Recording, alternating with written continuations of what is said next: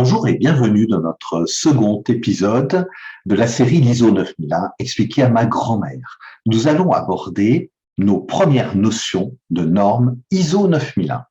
Souvenez-vous, la dernière fois, nous avions évoqué le fait qu'il y a deux approches possibles de la qualité en entreprise. La première approche possible, je me concentre essentiellement sur la qualité finale du produit ou du service que j'entends délivrer à mon client.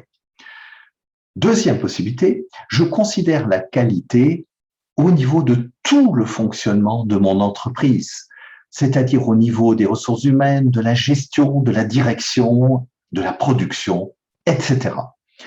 Dans cette seconde hypothèse, je raisonne donc système de management de la qualité, qui est un raisonnement beaucoup plus global, beaucoup plus profond, puisque je prends en compte tout le fonctionnement de mon entreprise. Nous allons nous attarder évidemment sur la norme ISO 9001 parce qu'elle est à la base de la plupart des systèmes de management de la qualité existants. Alors cette norme ISO 9001 a pour objectif de nous donner un cadre général assorti de quelques repères pour nous aider à mettre en place notre SMQ, puis ensuite pour nous aider à le faire certifier par un organisme indépendant.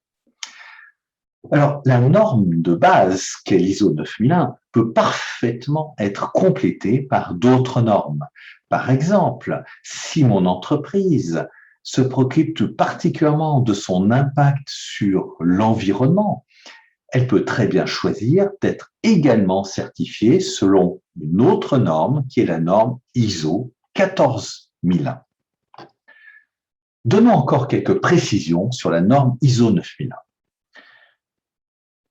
Tout d'abord, cette norme, comme la plupart des normes, n'est pas rendue obligatoire par des lois ou par des décrets, sauf dans quelques cas bien précis.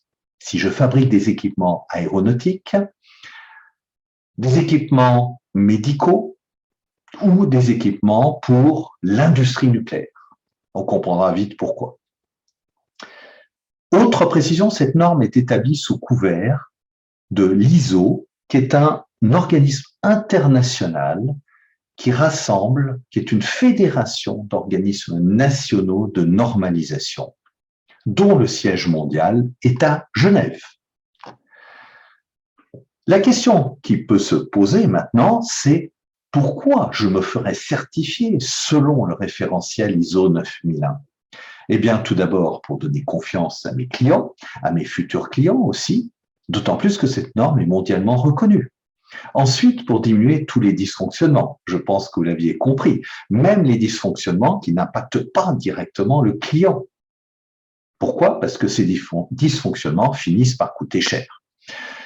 Troisième raison, pour renforcer la participation et l'implication de chacun dans l'entreprise. Qui est le mieux placé pour voir au quotidien ce qui ne va pas? Qui est le mieux placé pour trouver les bonnes solutions? Bravo, vous avez deviné, les collaborateurs, bien sûr. Notre prochain épisode abordera les 7 principes de base du management de la qualité. Je vous remercie.